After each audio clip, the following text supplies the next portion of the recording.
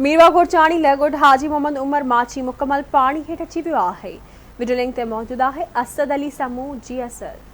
जी जिते पूरी सिंध में बरसात जा हाञा जारी हैं उते मीरवा घोरचाणी भरपासे वारा इलाका भी तमाम घना मुतासिर थियल हैं। आज इन वक्त असां मौजूद आहियूं यूसी वडल शाह जे ॻोठ हाफ़िज़ मोहम्मद उमर माछी में, जिते जा मारोड़ा बेयारो मददगार वेठल हैं। केतरा ही घर डही पट पइजी विया आहिनि। हिते जे मारोड़नि सां ॻाल्हि ॿोल करियूं त हिननि जो वधीक छा चवणु आहे। असांजे ॻोठ पाणी अची वियो आहे ऐं कंहिं बि गवर्नमेंट इदारे या को बि कोई एनजीओ वग़ैरह कंहिं बि हालत दी न आहे ऐं न वञनि ऐं राशन पाणी जो बंदोबस्तु कयो। कुल बनियूं ॿारहं सभु ॿुॾी विया, घर ॿार तबाह थी विया, केरु पुछण वारो कोन्हे। ऐं माल इहो ऐं बेरोज़गार थिया वेठा आहियूं सभु।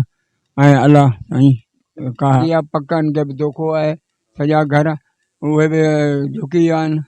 ऐं अञा पाणी उराह जेॾो पाणी मुड़ुसनि जेॾो पाणी बीठो आहे। घरनि में पाणी बाणी मच्छर अची विया, मेयूं ॿेयूं ॿकरियूं चारियूं असांजूं ॿुॾी वियूं मरी वियूं, चारियूं बीमार थी वियूं आहिनि ऐं असांखे मतिलबु कुझु कोन्हे। माल ॿियो मरी वियो, असांखे कंहिं न मानी ॾिने न बि राशन बि अञा असांखे न मिलियो आहे, अञा का बि शइ न मिली आहे।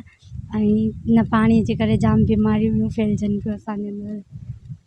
घर बर किरी विया, बीमार थी विया आहियूं, मच्छर खाई विया आहिनि, माल बाल मरी वियो, को कीअं थियो। बनियूं सभु आबादियूं ख़तमु थी वियूं, केरु पुछण बि कोन आयो। असांखे घर रुॻी ॾिन, बचा बचे कुझु खाधे पीते लाइ ॾिन, ॿिया घर ॾिन, बचा था सोला करियूं।